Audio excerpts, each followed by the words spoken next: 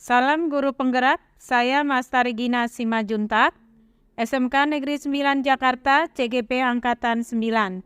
Video ini menayangkan tentang aksi nyata modul 14, yaitu tentang budaya positif yang sudah didiseminasikan di SMK Negeri 9 beserta guru-guru SMK Negeri 9. Semoga terinspirasi. Doa sebelum memulai diseminasi berikut.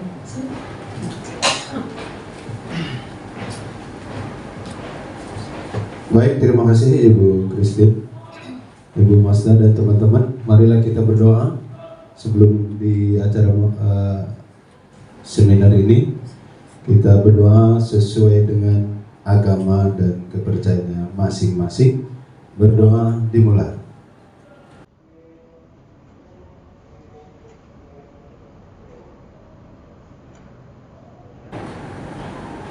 Berdoa selesai. Terima kasih untuk Pak Yayan. Ya, di diseminasi kali ini kita akan mendengarkan mengenai budaya positif. Nah, akan ada banyak hal budaya positif yang akan dipaparkan oleh Ibu Masta selaku pembicara yang mewakili sebagai calon guru penggerak Angkatan 9 dari DKI Jakarta. Untuk itu, pemaparan diseminasi bersama guru-guru SMK Negeri 9 Jakarta dengan tema budaya positif, saya serahkan kepada Ibu Masta. Persilakan, Bu.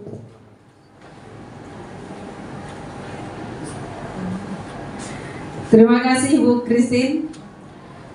Semangat pagi semuanya. Pagi, luar biasa. Terima kasih teman-teman.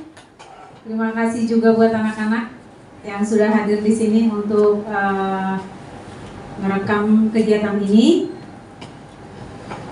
Kiranya Bapak Ibu mendapatkan suatu pengetahuan yang baru dari paparan saya. Saya Master Regina Simajuntak. Saya adalah CGP Angkatan 9. Ya. Sekarang saya akan paparkan tentang budaya positif. Tentang budaya positif. Budaya positif merupakan perwujudan dari nilai-nilai atau keyakinan universal yang diterapkan di sekolah, di keluarga, dan dimanapun kita berada selalu ada budaya positif. Di sekolah kita mah banyak budaya positif ya. Ya Bu.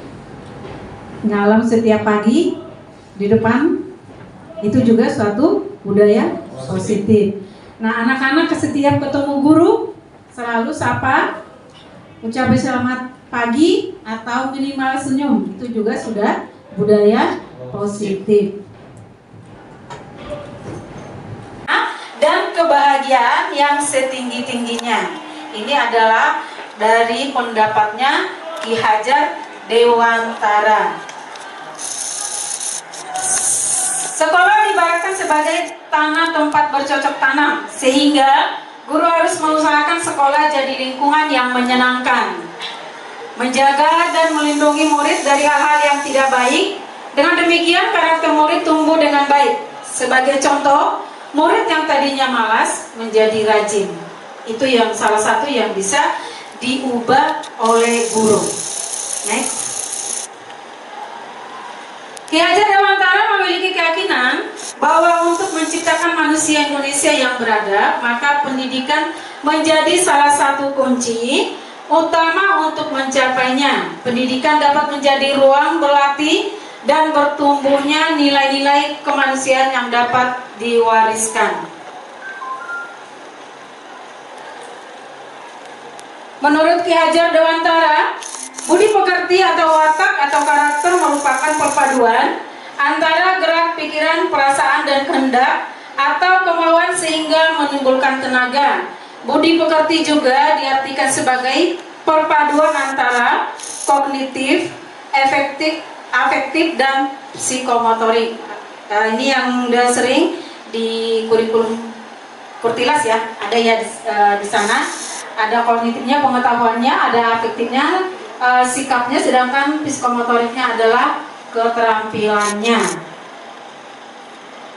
Disiplin positif dan nilai-nilai kebajikan. Ketika kita mendengarkan kata-kata disiplin, kita terlintas atau teringat dengan suatu hukuman ya. Jadi selalu kita selaraskan antara disiplin dengan hukuman. Padahal sebenarnya bukan ya.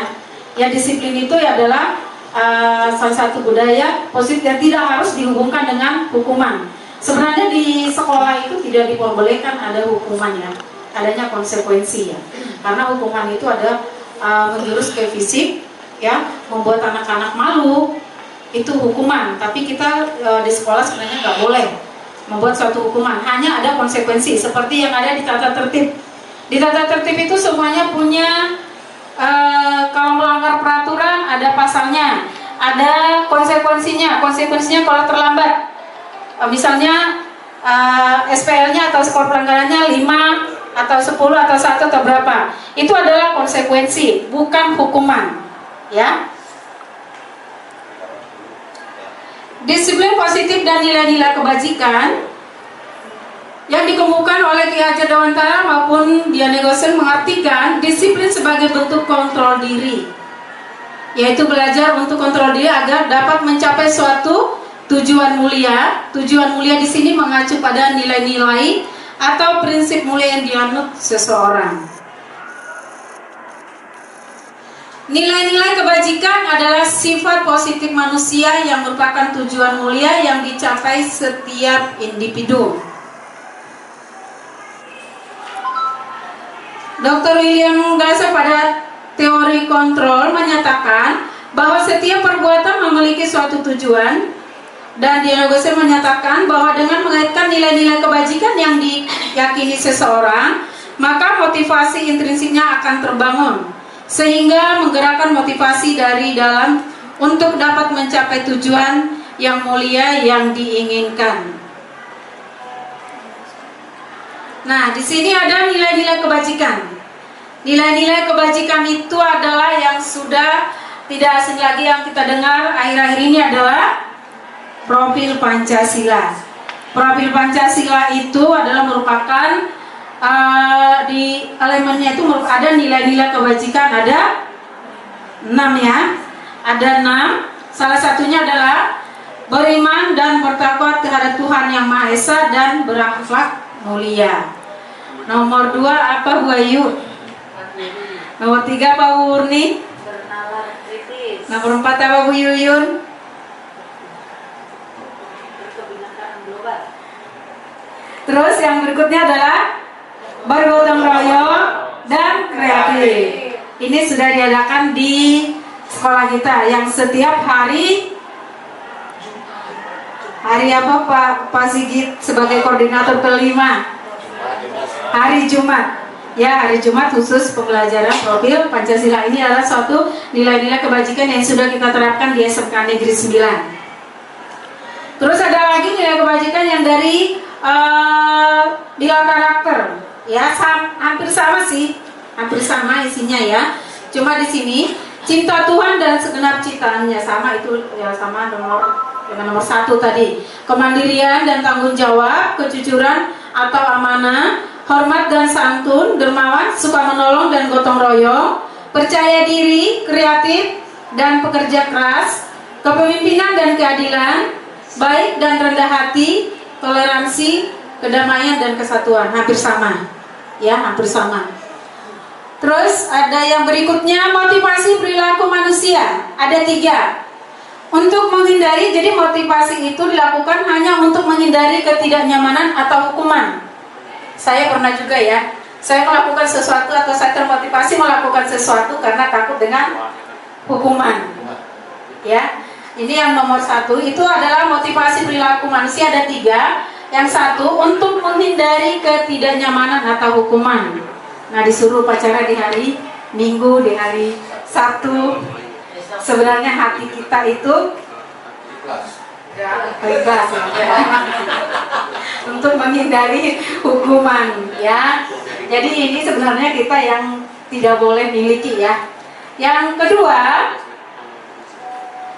Yang kedua itu kita termotivasi untuk mendapat imbalan atau penghargaan dari orang lain. Ada, saya juga pernah. Saya melakukannya agar aku dapat pujian.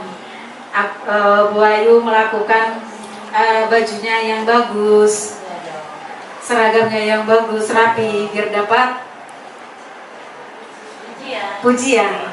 Di samping sesuai dengan peraturan sekolah.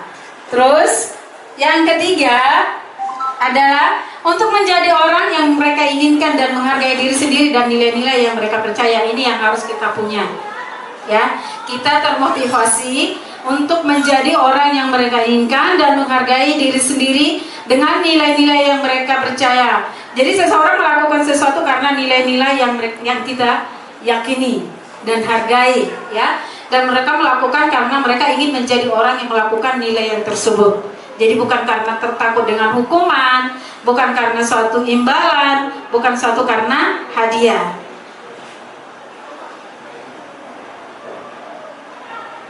Hukuman, konsekuensi, dan restitusi, ya. Ini yang perlu kita bedakan antara hukuman, konsekuensi, dan restitusi. Dalam menjalankan peraturan ataupun keyakinan kelas atau sekolah, bila ada suatu pelanggaran, tentunya sesuatu harus terjadi. Untuk itu kita perlu meninjau ulang tindakan atau penegakan peraturan atau keyakinan kelas atau sekolah kita selama ini.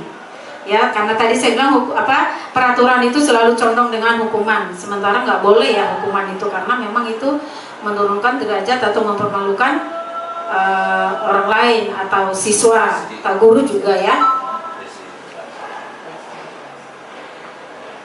Restitusi itu proses menciptakan kondisi bagi murid untuk memperbaiki kesalahan. Jadi kalau ada anak yang bersalah, kita adakan restitusi. Restitusi itu adalah untuk memperbaiki kesalahan. Misalnya, ada anak-anak yang terlambat. Kenapa terlambat?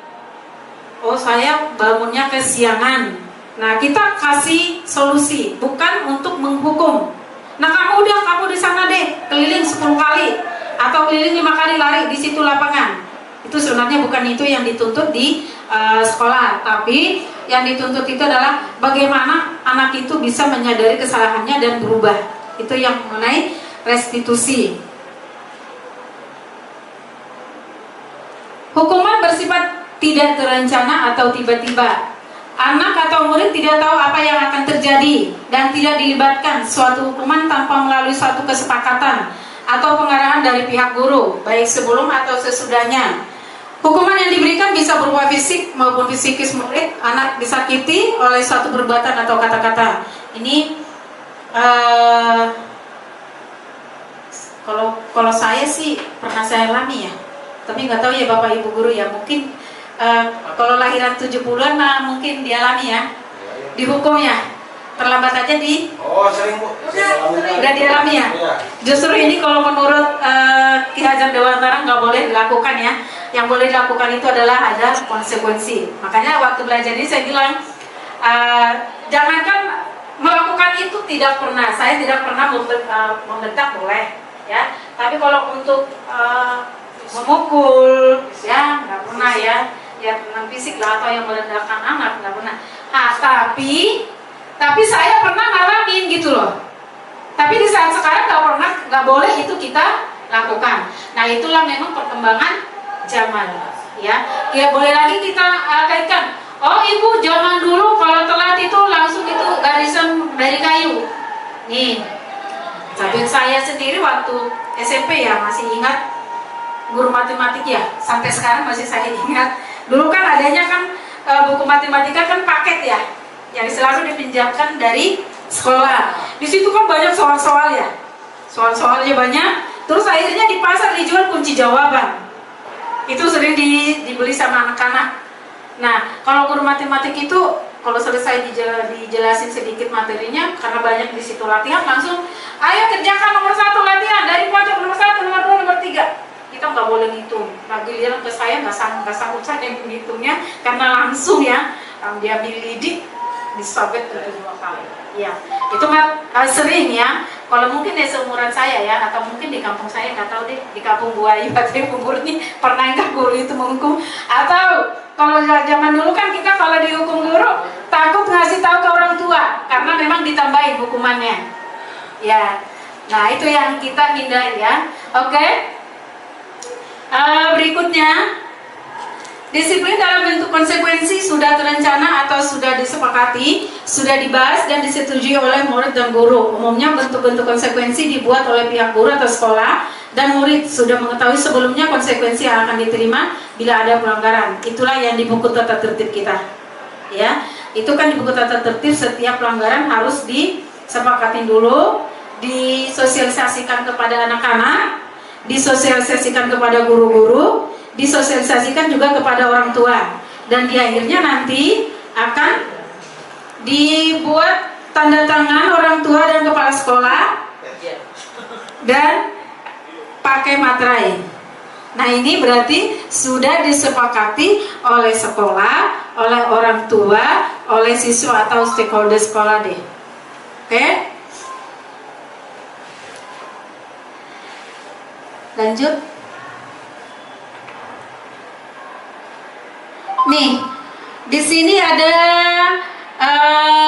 latihan, ya.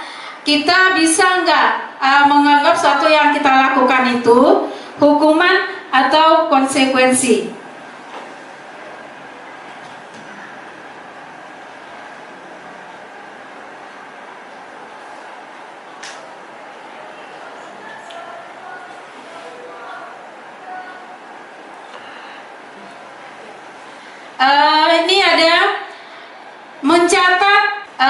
Ini ada mencatat 1000 kali di dalam buku kalimat. Saya tidak akan terlambat lagi karena terlambat ke sekolah. Ini sanksi atau konsekuensi atau hukuman? Tadi kan saya udah jelasin kalau konsekuensi adalah seperti ini, kalau hukuman itu adalah seperti ini. Coba diklik Bu Christine, benar nggak hukuman? Konsekuensi berarti. Dari hasil mencatat 100 kali. Mencatat 100 kali di dalam buku kali. Saya tidak akan terlambat lagi. 100 kali ditulis. Dulu zaman saya juga pernah itu. Di sini juga pernah kita terapkan ya.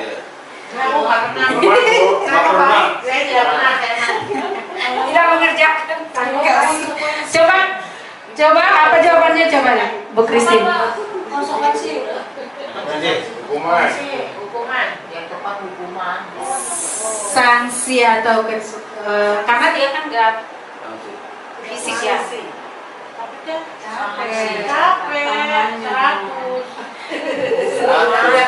Oke, lanjut. Lari mengelilingi lapangan basket 2 kali karena terlambat hadir sekolah. Tulisnya saya.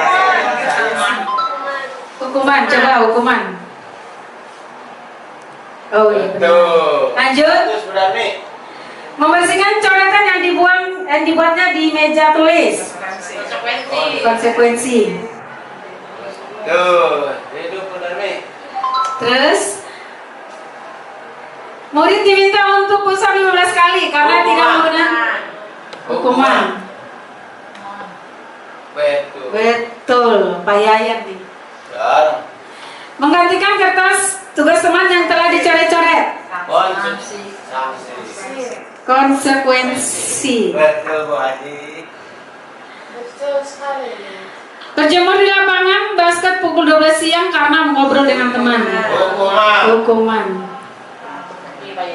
Betul. Pak Yayan semua. Olahraga jam 1. Murid diminta bertelanjang kaki sepanjang hari karena tidak menggunakan sepatu warna hitam sesuai peraturan sekolah. Hukuman. Betul. Pintar guru-guru kita. Berdiri di depan kelas sambil mengangkat kaki satu karena tidak bisa menjawab pertanyaan. Hukuman. Kalau saya dua-duanya diangkat. Duanya diangkat di mari ya. Membersihkan tumpahan air di meja tulis karena tersenggol pada saat belajar. Sanksi. Oke. Membersihkan tumpahan air udah. Kehilangan 10 menit jam istirahat untuk mengerjakan tugas karena terlambat datang dan tertinggal pelajaran selama 10 menit. Sanksi ya. Sanksi. Sanksi ya. Iya, betul. Duduk di bangku di pinggir lapangan pada jam istirahat tidak diizinkan bermain oleh guru piket karena mencederai teman saat bermain di lapangan.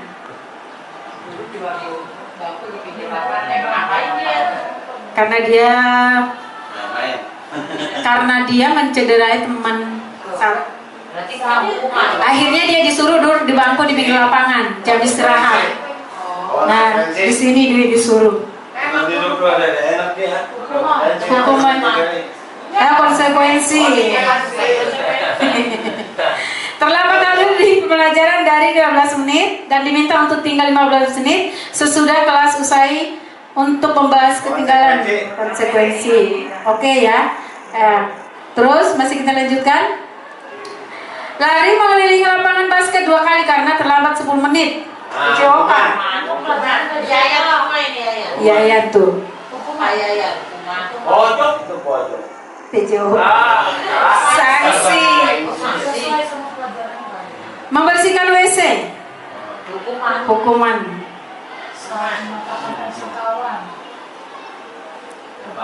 Oke. Salah 2. Kitanya.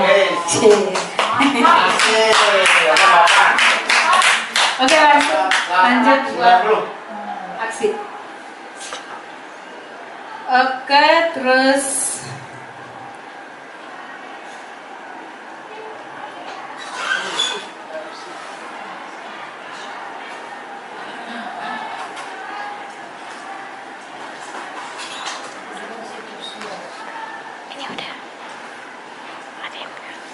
pembentukan. Udah tadi restitusi. Udah ya. Oh, ini restitusi.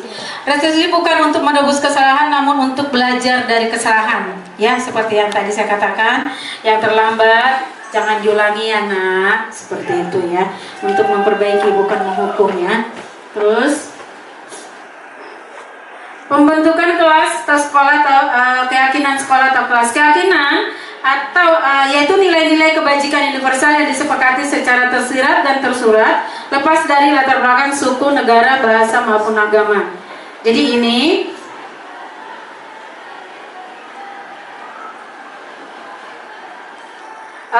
yang dibentuk di dalam kelas secara bersama-sama ya, harus disepakati. Kalau guru membuat kesepakatan kelas, keyakinan kelas, berarti harus disepakati bersama-sama dan konsekuensinya juga harus bisa menerima karena memang keyakinan itu dan konsekuensi itu adalah sama-sama satu kelas bersama guru disepakati ya. Oke, lanjut.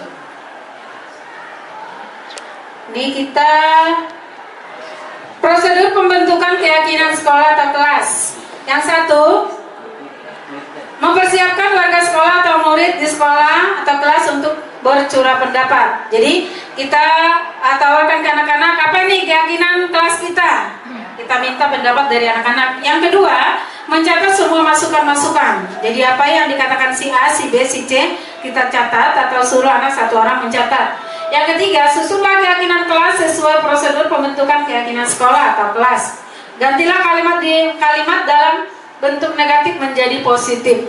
Jadi keyakinan kelas itu tidak boleh lagi kata-kata negatif. Misalnya, jangan terlambat ya, nggak boleh. Harus kita buat hadir tepat waktu. Ya. Terus yang berikutnya, kelas tidak boleh kotor. Berarti kita ganti dengan kebersihan kelas. Jadi tidak ada lagi kata-kata tidak. Jadi semuanya diganti. Misalnya tidak boleh nilai di bawah KKM. Berarti kita ganti dengan nilai harus sesuai dengan KKM. Oke? 4. Tinjau kembali daftar curah pendapat yang sudah dicatat. Yang tadi pendapat si A, si B, si C kita tinjau kembali. Yang kelima, tinjau ulang keyakinan sekolah secara bersama-sama. Bisa ditinjau kembali. 6. Keyakinan sekolah per kelas selanjutnya bisa dilekatkan di dinding. Tadi kan sudah terbentuk tuh apa aja itu yang keyakinan kelas, dan keyakinan kelas ini dibikin sesingkat mungkin dan seumum mungkin agar gampang diingat oleh anak-anak. Oke? Ini kegiatan pendalaman keyakinan kelas. Ini tampak seperti, tidak tampak seperti. Datang tepat waktu. Ya, tadi itu tidak boleh terlambat, gitu ya. Terus menyapa teman dan guru tiap hari. Tekun mendengarkan guru. Menyerahkan tugas tepat waktu. Ya. Jadi datang tepat waktu, jadi tidak tampak seperti sering hadir terlambat, nggak lagi seperti itu. Tak acuh kepada teman dan guru, tidak ada lagi seperti itu. Tapi diubah menjadi menyapa teman dan guru tiap hari. Tidak mendengarkan guru, diubah menjadi tekun mendengarkan guru. Tugas tidak diserahkan, itu diubah menjadi menyerahkan tugas tepat waktu. Nah, ini ada yang saya buat adalah yang saya terapkan di kelas, yaitu pembentukan keyakinan kelas.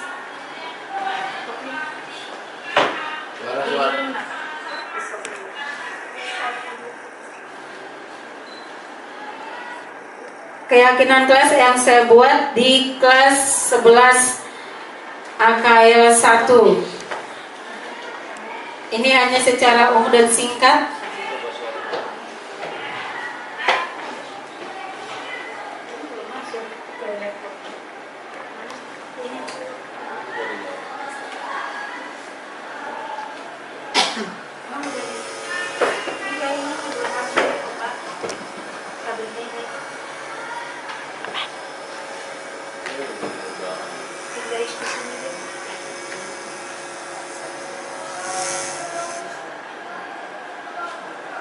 Yang saya buat, mungkin nanti Bapak Ibu guru bisa menerapkan di kelas. Sekarang kita membentuk keyakinan kelas atau kesepakatan kelas. Peraturan yang ada di kelas ini kita harus tetapkan bersama-sama, karena setiap yang melanggar ketetapan atau keyakinan kelas tersebut harus cepat. Yes. Ini adalah cepat waktu lagi. Entah seragam, lengkap, pemakaian seragam atau tulis ya.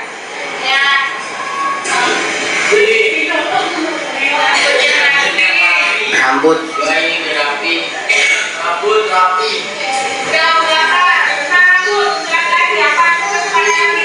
Mas Kati. Maksimal 3.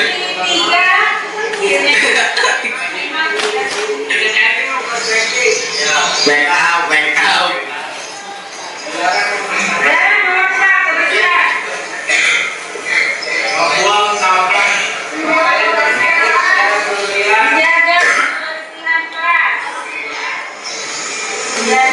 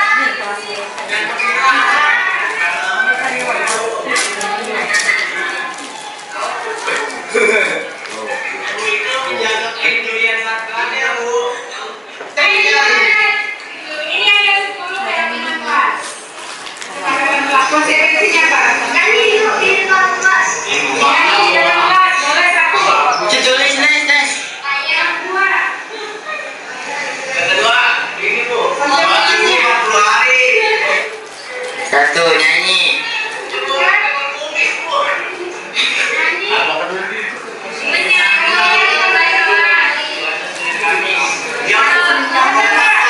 Konsekuensinya puasa Senin Kamis.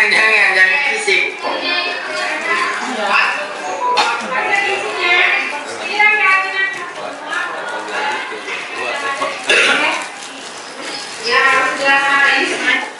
Itu tadi adalah contoh yang saya buat keyakinan kelas di kelas 11 AKS 1. Kita lanjutkan. Kebutuhan dasar manusia ada 3 ya. Kebutuhan bertahan hidup itu yang berhubungan dengan sandang dan pangan ya. Itu rumah, kesehatan dan makanan. Yang kedua, kasih sayang dan rasa diterima ya.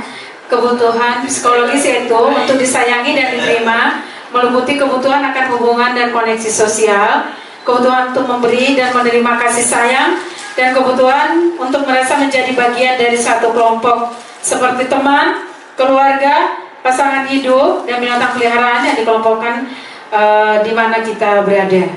Lanjut, yang ketiga, penguasaan atau kebutuhan pengakuan atas kemampuan. Kebutuhan ini berhubungan dengan kekuatan untuk mencapai sesuatu, menjadi kompeten, menjadi terampil, atau diakui. Ini semua adalah penguasaan atau kebutuhan pengakuan atas kemampuan. Ya, kemampuan untuk menjadi pemimpin, kemampuan untuk menjadi apa lagi ya Pak ya? Pimpinan dari pimpin, leadership. Oke. Terus berikutnya, kebebasan atau kebutuhan akan pilihan. Ya, kebutuhan untuk bebas adalah kebutuhan akan kemandirian, otonomi, memiliki pilihan dan mampu mengendalikan arah hidup seseorang. Ya, contohnya Doni merasa bosan dengan bekal yang diberikan makanan setiap pagi oleh orang tuanya. Ya, dia ingin mencoba makanan teman-temannya yang beraneka ragam. Ini termasuk contoh dari kebebasan atau kebutuhan akan pilihan, termasuk juga untuk kepilihan sekolah. Oke, restitusi 5 posisi kontrol. Ada 5. Next. Ada 5 posisi kontrol yang dimiliki oleh pendidik. Salah satunya adalah posisi menghukum. Ini tadi ya, yang di awal tadi sudah kita singgung. Seorang penghukum bisa menggunakan hukuman fisik atau verbal. Orang-orang yang menjalankan posisi penghukum senantiasa mengatakan bahwa sekolah memerlukan sistem atau alat yang dapat lebih menekan murid-murid lebih dalam lagi. Next. Nih, ini contoh-contoh perkataan menghukum. Kalau saya udah pernah, tadi saya bilang kalau saya udah pernah mengalami, patuhi aturan saya atau awas. Kamu selalu saja salah. Pasti selalu yang terakhir selesai. Itu di dalam pengumpulan soal jawaban. Terlambat lagi, pasti terlambat lagi, selalu datang terlambat. Kapan bisa datang tepat waktu? Nih, ini yang sering kata-kata atau kalimat yang di penghukum. Hasilnya, kemungkinan murid marah dan menendam atau bersifat agresif. Bisa jadi sesudah kembali duduk, murid tersebut akan mencoret-coret bukunya atau meja tulisnya. Lebih buruk lagi, sepulang sekolah murid melihat motor atau mobil bapak ibu guru akan menggores kendaraan tersebut dengan paku. Itu katanya kalau penghukum. Oke nih, pembuat merasa bersalah. Ini juga posisi yang dimiliki oleh pendidik. Pada posisi ini biasanya guru akan bersuara lebih lembut ya. Pembuat rasa bersalah akan menggunakan keheningan yang membuat orang lain merasa tidak nyaman atau bersalah atau rendah diri. Contohnya, ibu sangat kecewa sekali dengan kamu. Terus berapa kali bapak harus memberitahu kamu? Gimana coba kalau orang tua kamu tahu kamu berbuat begini? Nah, contohnya, adik kamu ini bagaimana ya? Kamu sudah berjanji dengan ibu tidak akan terlambat lagi.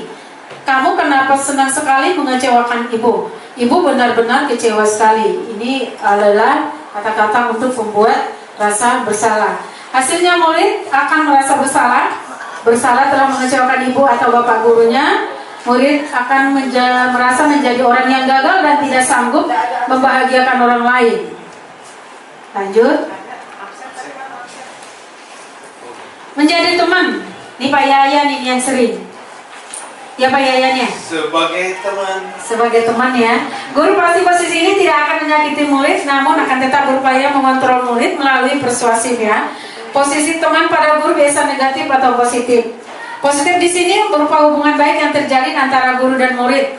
Guru di posisi ini teman menggunakan hubungan baik dan humor untuk mempengaruhi seseorang.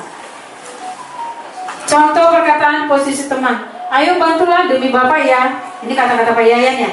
Ya, siap Bu. Terus, ayo ingat tidak bantuan Bapak selama ini. Ya sudah, kali ini tidak apa-apa. Nanti Ibu bantu bereskan. Itu adalah posisi teman.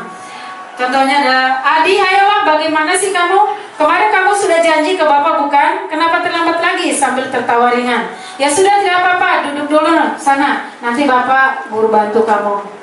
Gitu, itu yang sebagai teman. Sebenarnya ini membuat anak-anak manja ya. Murid akan merasa senang dan akrab dengan guru. Ini termasuk dampak yang positif. Hanya saja di sisi negatif, murid menjadi tergantung pada guru tersebut. Ya, bila ada masalah, dia merasa bisa mengandalkan guru tersebut untuk membantunya. Dia punya teman, ada guru temanku, aku ngadu ke sana. Gitu. Oke, 4. Pemantau. Memantau berarti mengawasi. Pada saat kita mengawasi, kita bertanggung jawab atas perilaku orang-orang yang kita awasi. Posisi pemantau berdasarkan pada peraturan-peraturan dan konsekuensi. Yang sering digunakan pada posisi pemantau, seorang pemantau sangat mengandalkan perhitungan atau catatan, data yang dapat digunakan sebagai bukti atas perilaku seseorang. Posisi ini akan menggunakan stiker atau slip catatan atau daftar chat. Contoh, nih guru nih, Adi tahukah kamu jam berapa kita mau mulai? Adi tahu Pak, guru. Kamu terlambat 15 menit, apa yang kamu sudah mengerti konsekuensi yang harus dilakukan bila terlambat? Datang si Adinya, Pak, saya harus tinggal di kelas pada jam istirahat nanti dan mengerjakan tugas yang ketinggalan. Gurunya, iya benar, nanti pada saat jam istirahat kamu harus tinggal di kelas untuk menyelesaikan tugas yang tertinggal tadi. Ini memang juga sering kita lakukan. Hasil murid memahami konsekuensi yang harus dijalankan karena telah melanggar salah satu peraturan sekolah. Guru tidak menunjukkan suatu emosi yang berlebihan, menjadi marah atau membuat merasa berbuat salah. Murid tetap dibuat tidak nyaman, yaitu dengan harus tinggal di kelas jam istirahat. Terus 5. Manajer. Jadi guru itu yang dituntut saat ini adalah di posisi manajer. Ya, posisi manajer adalah posisi di mana guru berbuat sesuatu bersama dengan murid, mempersilakan murid mempertanggungjawabkan perilakunya, mendukung murid agar dapat menemukan solusi atau permasalahannya sendiri. Contoh perkataan posisi manajer. Apa yang kita yakini? Kembali ke keyakinan kelas. Ya, kalau anak bersalah. Apa yang kamu yakini? Apakah kamu meyakininya? Jika kamu meyakininya, apakah kamu bersedia memperbaikinya? Jika kamu memperbaiki ini, hal ini menunjukkan apa tentang dirimu? Ini yang di posisi manajer. Contoh, Adi, apakah kamu mengetahui jam berapa sekolah dimulai? Tahu Pak, jam 7. Ya, jadi kamu terlambat. Kira-kira bagaimana kamu akan memperbaiki masalah ini? Saya bisa menanyakan teman saya Pak untuk mengejar tugas yang tertinggal. Nah, ini sangat beda dengan yang tadi ya. Jadi memang kita bagaimana anak itu biar tidak terlambat, tidak selalu menyodorkan hukuman atau konsekuensi ya yang berlebihan. Oke, lanjut. Tugas seorang manajer bukan untuk mengatur perilaku seseorang. Kita membimbing murid untuk dapat mengatur dirinya.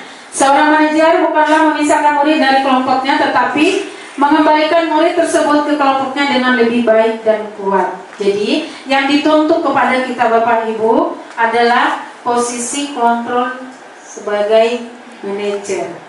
Itu. Jadi segala penghukum itu sudah kita bisa, enggak, karena sekarang sudah tidak zamannya lagi. Oke.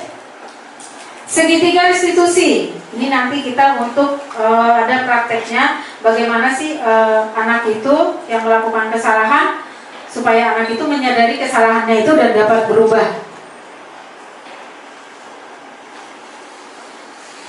Seorang guru di posisi manajer, aspek yang dikembangkan pada murid adalah motivasi intrinsik, sehingga penanaman nilai-nilai kebajikan dapat tumbuh dan berkembang menjadi kebiasaan yang positif, akhirnya menjadi karakter.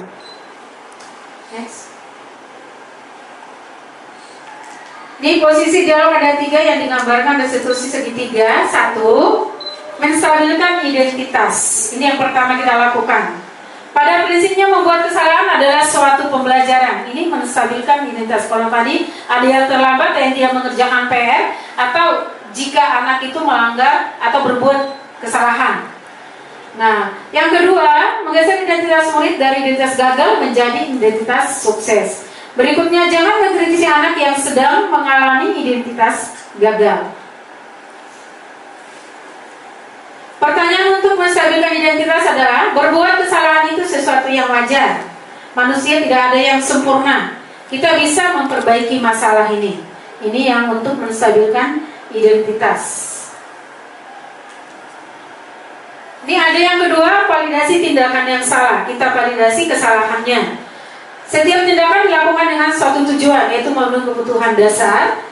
Guru akan bergeser dari pemikiran stimulus respon menjadi proaktif, mengenali dan mengakui kebutuhan murid. Pernyataan-pernyataan disampaikan dengan nada suara, tidak menghakimi atau memojokkan. Pertanyaan untuk validasi tindakan yang salah. Kamu pasti punya alasan mengapa melakukan hal itu. Ya, bisa pertanyaan seperti itu. Padahal kamu bisa melakukan yang lebih buruk dari ini ya. Ini juga bisa. Kamu boleh mempertahankan sikap itu, tetapi kamu harus menambah sikap yang baru. Itu juga boleh.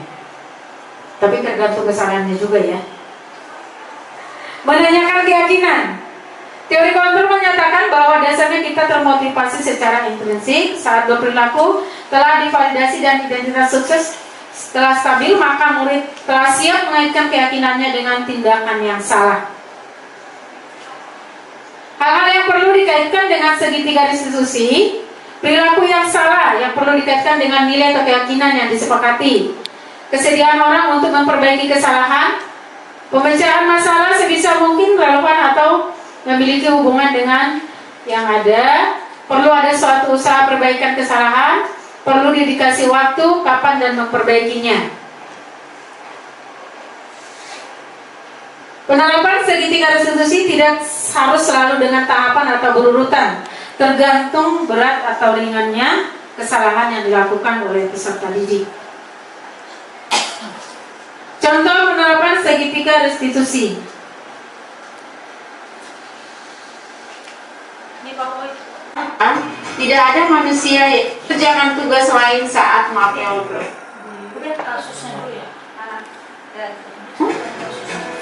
Berikut adalah tayangan video tentang kasus 1, yaitu Aileen mengerjakan tugas lain saat mapel tertentu.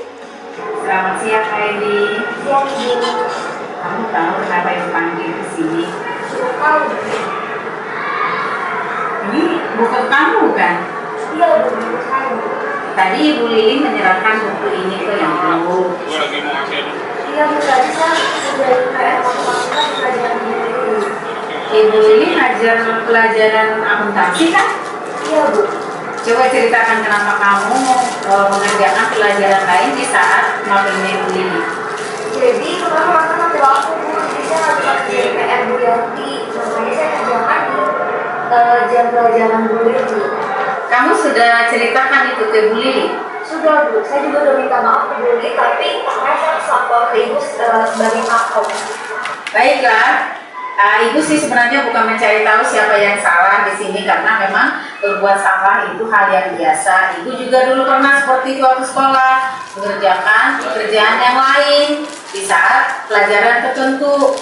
Hanya Ibu di sini meminta kita sama-sama mencari solusi bagaimana. Sekarang kita membicarakan mengenai keyakinan kelas. Kalian punya keyakinan kelas kan? Peraturan-peraturan di kelas. Nah, waktu kamu melakukan pekerjaan ini, kamu ingat nggak keyakinan kelas itu? Apa yang kamu langgar? Saya sekarang kita harus selalu mengingat itu keyakinan kelas. Biar tidak terjadi lagi hal yang sama seperti ini, kita harus sama-sama menghormati, disiplin. Kan banyak kan itu keyakinan kelas yang kalian susun, itu harus diterapkan ya, supaya tidak terjadi lagi hal-hal yang seperti ini. Baik, terima kasih. Terima kasih. Nama saya Aileen dari kelas 12 akuntansi. Terima kasih kepada Ibu Masta karena sudah mengajak saya diskusi untuk mencari tahu kesalahan kelas dilakukan, yaitu mengucapkan mapel matematika selama saat mapel akuntansi, dan meningkatkan saya akan keyakinan kelas yang sudah disepakati sendiri dan agar selalu diterapkan. Kasus 2 tentang Salsa memakai seragam yang tidak sesuai. Selamat siang Salsa. Selamat siang Bu. Salsa tahu kenapa Ibu panggil ke sini? Tahu Bu, karena salah menggunakan rok. Harusnya warna abu-abu tapi saya malah pakainya warna putih. Kamu salah menggunakan atau memakai rok. Kamu merasa bersalah nggak? Iya, merasa bersalah Bu, karena dari peraturan sekolah harusnya menggunakan warna abu-abu tapi saya malah menggunakan warna putih. Ya nggak apa-apa, semua orang juga pernah melakukan kesalahan. Ibu juga pernah melakukan kesalahan. Waktu Ibu juga sekolah dulu, Ibu sering juga melakukan kesalahan. Nah sekarang yang Ibu minta, bagaimana kita caranya untuk mengatasi atau solusi apa yang kita harus lakukan untuk menyelesaikan masalah ini? Ya lain kali saya akan pasang, saya kan gara-gara kesiangan ya Bu. Jadi nanti saya akan pasang alarm, terus juga saya siapkan seragam yang mau saya pakai untuk besokan harinya. Kadang begitulah, kadang-kadang kita sering melakukan kesalahan tidak disengaja. Ibu juga datang ke sekolah ini pernah salah kostum, tidak sesuai dengan seragam yang sudah ditentukan oleh dinas. Kadang-kadang hari tanggal 25 itu kan harus batik PGRI, tapi yang dipakai adalah batik bebas. Iya Bu, jadi saya mohon maaf atas kesalahan yang saya lakukan karena saya udah salah seragam, tidak tertib dalam berseragam. Salsa masih ingat nggak kesepakatan dan keyakinan yang disusun di dalam kelas? Masih. Apa itu? Disiplin dalam berseragam. Nah sekarang apa yang Salsa lakukan supaya semua kesalahan yang kamu lakukan hari ini tidak terulang lagi? Pasang alarm biar nggak bangun kesiangan, sama siapin pakaian seragam sekolah yang mau dipakai besok biar nggak salah lagi seragamnya. Iya, benar seperti itu. Sekarang Salsa sudah tahu apa yang harus kamu lakukan untuk memperbaiki kesalahan. Nah, kapan kamu mulai terapkan ini? Besok Bu, mulai besok.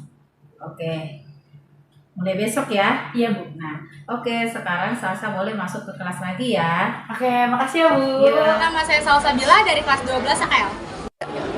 Terima kasih kepada Ibu Masta karena telah mengajak saya duduk bersama untuk mencari solusi atas kesalahan yang saya lakukan, yaitu salah menggunakan seragam dan mengingatkan kembali atas kesepakatan bersama yang telah disetujui di dalam kelas, yaitu disiplin dalam berseragam.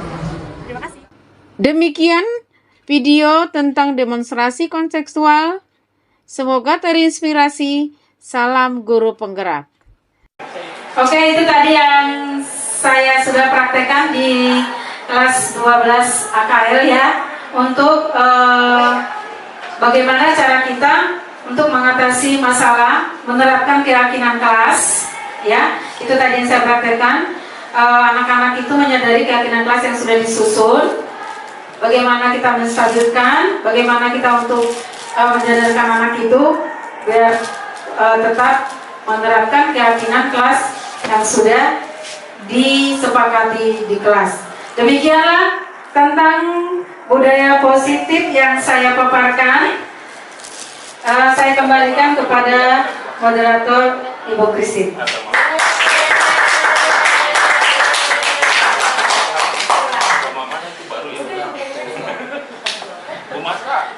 Sajikan sama Bu Masta buat berbagi kita semua mengenai budaya positif. Nah, saat ini kita untuk menanggapi, untuk melihat mungkin bertanya-tanya nih, soalnya kayak Bu Darmeja nih udah bikin pertanyaan-pertanyaan gitu kan, catatan-catatan kecil. Nah, kalau dibuka forum tanya jawab untuk Bu Yuyun, Bu Murni, Bu Ayu, Pak Yayan, Bu Yayan juga ada. Dan Pak Ooi, mungkin ada yang mau ditanyakan kepada Masta, dipersilakan boleh 1-2 orang mengenai budaya positif ini sendiri. Tadi, ya, boleh bertanya, anak-anak juga boleh bertanya gitu. Saya nggak anak-anak. Ya udah, ya silakan bertanya. Yang mau bertanya, Ibu Yayan, ya Ibu Yayan. Pertanyaan saya, bagaimana cara kita mengaktualisasikan budaya positif itu di sekolah, khususnya untuk siswa-siswi kita? Bagaimana mengaktualisasikan ya? Mengaktualisasikan diri kita ya, jadinya ya. Berarti kita harus memaksimalkannya bagaimana? Ya, silakan mungkin Ibu Yayan, Bu Masta. Oke, terima kasih Bu Yayan atas pertanyaannya. Mungkin dijawab sama Pak Yayan. Untuk menerapkan budaya positif ini ya di sekolah, emang banyak ya yang harus dilakukan. Sebenarnya ini udah terbiasa di sekolah kita, sudah banyak yang sudah kita lakukan, ya. Makanya di sekolah kita nggak pernah ada masalah, nggak pernah sampai kemana-mana karena memang kita terapkan budaya positif. Nah, untuk meningkatkan budaya positif ini di sekolah, mungkin dimulai dari diri kita sendiri. Mungkin dari saya sebagai CGP yang sudah memaparkan banyak tadi, ya mungkin saya terlebih dahulu melaksanakannya, merealisasikannya, ya. Nanti mungkin teman-teman setelah melihat saya seperti tadi deh, yang membentuk keyakinan kelas. Mungkin karena saya sudah menerapkan, mungkin nanti Bapak Ibu juga bisa menerapkan. Seperti untuk menangani suatu masalah yang tadi seperti Airin, yang pada saat mengerjakan akuntansi dikerjakan pelajaran matematik.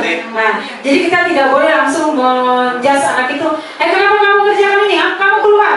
Nggak boleh lagi. Jadi itu tadi cara-cara yang kita lakukan, itu merupakan suatu budaya positif. Oke, luar biasa, kita kasih tepuk tangan untuk pengajian yang diberikan. Mungkin satu lagi, jadi tadi cara mengaktualisasikan dirinya, salah satunya adalah dengan mencoba dulu dari kita sebagai pembuktian ya kepada anak didik. Ya mungkin ada lagi Pak Yohanes, Ibu Ayu. Oh silakan Ibu, silakan Ibu. Tarik. Terima kasih kepada Ibu Masta selaku CGP yang luar biasa itu. Kasih aplaus. Saya tertarik banget justru di kasus yang tadi dipaparkan Airin ya. Airin mah saya tahu juga kebenaran masih anak baik-baik gitu ya.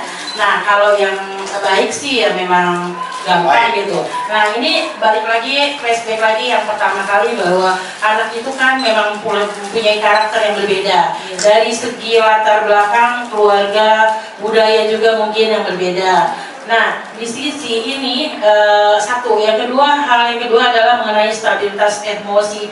Siswa juga mungkin berbeda pada saat dia di rumah dengan sekolah. Di rumah dengan keadaan yang mungkin dia lagi sedih, lagi mungkin juga mungkin dimarahin oleh orang tuanya sampai terbawa ke sekolah. Kalau dalam kasus yang pertama, begitu Bu Masta bilang, oh ini kamu nggak boleh Airin di pelajaran matematika mengerjakan akuntansi, mungkin di pelajaran akuntansi itu berat dan PR-nya banyak kali ya gitu. Nah ini di sini kalau Airin menerimanya dengan legowo, oh iya memang saya salah. Nah kalau kasus tadi itu kan identitas masalah ya, atau langkah-langkah yang restitusi ya, segitiga restitusi, bahwa guru di situ bisa menerangkan bahwa mana yang benar, mana yang salah dengan perilaku anak yang tadi sudah disampaikan di kasus yang pertama. Pertanyaan saya di sini, kalau tadi Airin, bagaimana kalau Bu Masta selaku CGP itu menemui siswa yang mungkin lebih dari Airin yang memang dia belum bisa menerima apa yang disampaikan oleh Bu Masta, mana yang benar, mana yang salah, karena tadi latar belakang keluarga yang mungkin berbeda, stabilitas emosinya juga belum terjaga dengan baik. Jadi dia menganggap itu benar karena saya harus mengerjakan matematika, kalau enggak nanti saya dihukum atau tadi misalkan kena sanksi. Nah gimana, apa yang harus Bu Masta lakukan untuk menjelaskan ini loh, salah ini loh benar. Itu aja, terima kasih. Terima kasih Bu Ayu. Nanti kita kasih ke Bu Masta untuk menjawab pertanyaan. Terima kasih Bu Ayu. Suatu pertanyaan yang sangat bagus. Berarti tadi Bu Ayu memperhatikan apa yang saya jelaskan ya. Nah sebenarnya kalau yang seperti itu ya, kita perlu itulah tadi yang kita miliki adalah posisi kontrol sebagai manajer. Jadi kita mencoba mendekatkan diri lagi ke anak. Kita gali, kita panggil anaknya, jangan kita permalukan di depan anak-anak. Kita gali apa sih sebenarnya sampai ketemu profilnya siswa itu. Ya, karena kita juga perlu mengetahui profil siswa, karena siswa kita ada 36, berarti 36 macam profil siswa. Nah, kita gali berdasarkan bagaimana? Kita ajak berbicara di tempat yang terpisah, tidak di hadapan anak, dan kita tidak boleh langsung emosi, karena zaman sekarang itu anak-anak itu gimana ya? Bukan yang nggak seperti dulu lagi dimarahin, udah kita takut. Kalau sekarang anak itu kan udah dimarahin, udah masih ada alasan-alasan yang lain yang membuat dia menang, dia tidak mau kalah. Nah untuk itu menurut saya kita ajak bicara baik-baik ya, kita gali apa sebenarnya masalah yang dihadapinya, kenapa bisa muncul yang seperti itu. Dari situ mungkin kita bisa mendapatkan informasi yang sebenarnya. Nah setelah kita mendapatkan informasi yang sebenarnya atau profil anak itu, berarti kita bisa mengarahkan anak itu ke arah yang lebih baik lagi. Begitu Bu Ayu, terima kasih. Oke, jawaban yang luar biasa. Terima kasih Bu Ayu. Terima kasih Bu Ayu. Iya jadi, ayo Pak Okta, silakan Pak. Nanya Bu, itu sistem budaya itu kan satu kan sistem yang muncul dari ide. Udah kedengeran Pak, maaf. Sorry Pak. Budaya positif itu kan sistem yang muncul dari ide yang dituangkan dalam bentuk sistem sosial. Saya mau bertanya, ketika Ibu mengkonkretisasikan sebuah sistem ide untuk menerapkan di dalam kelas, apa dasar Ibu menciptakan sebuah, entah itu Pancasila gitu, entah itu kesepakatan bersama, entah itu kontrak keluarga bersama gitu kan, kira-kira apa yang menjadi dasar Ibu ketika menciptakan sebuah ide untuk diterapkan di sistem sosial, apa gitu kira-kira? Oke, terima kasih Pak Okta. Untuk Ibu Masta dipersilakan. Ide itu muncul ketika saya mempelajari pendapat dari Ki Hajar Dewantara. Ya, kita itu pendidik itu harus mampu menuntun dan mendidik anak untuk mencapai cita-citanya dan kebahagiaan yang setinggi-tingginya. Bagaimana kita menerapkan anak ini untuk mencapai cita-citanya, untuk mendapat kesenangan, kebahagiaan, kita harus bisa memunculkan ide-ide yang merupakan budaya positif, seperti yang tadi yang sudah banyak contoh-contoh daripada budaya positif. Begitu Pak Okta. Oke, luar biasa. Bagaimana Pak Yaya? Iya, jadi akan menjalankan segitiga restitusi ya Pak. Bukan suruh keliling lapangan ya Pak. Jangan zaman lagi. Udah nggak zaman lagi. Kalau latihan harus Bu. Iya. Ya, mungkin demikian ya Ibu ya untuk pemaparan diseminasi dari Ibu Masta. Mungkin untuk mengakhirinya dipersilakan Ibu Masta kepada teman-teman sebagai conclusion. Oke. Terima kasih Bu Christine, terima kasih buat semua Bapak Ibu guru, terima kasih buat anak-anak kami yang sudah meliput, terima kasih ya. Semoga itu menjadi kalian memacu untuk berkarya dan lebih profesional lagi di dalam jurusannya. Ekskulnya sekolah apa? Jurnalis. Jurnalis sekolah juga kan? Jurnalis juga ya. Semoga nanti dengan adanya kegiatan ini kalian semakin kompeten di bidang jurnalis dan tidak hanya di lingkungan yang sempit seperti ini, tapi bisa lagi berkarya di luar sana. Amin. Ya. Dan kepada Bapak Ibu guru, semoga apa yang sudah saya sampaikan bisa kita terapkan bersama-sama demi SMK Negeri 9 mendapatkan cita-cita yang lebih baik lagi. Terima kasih.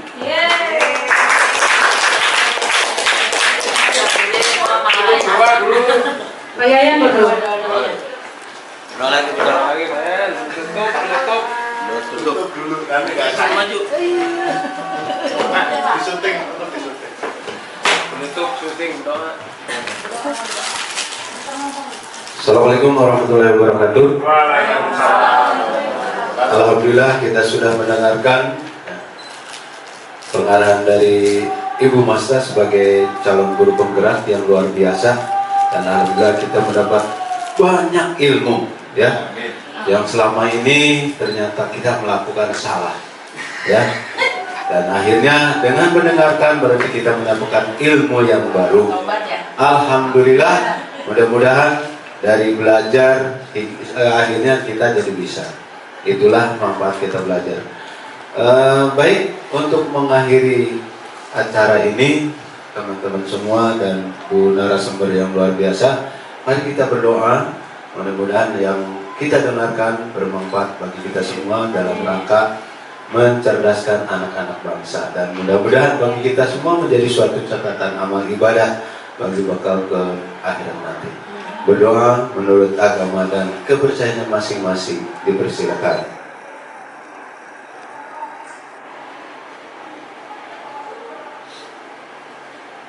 Berdoa selesai. Wassalamualaikum warahmatullahi wabarakatuh.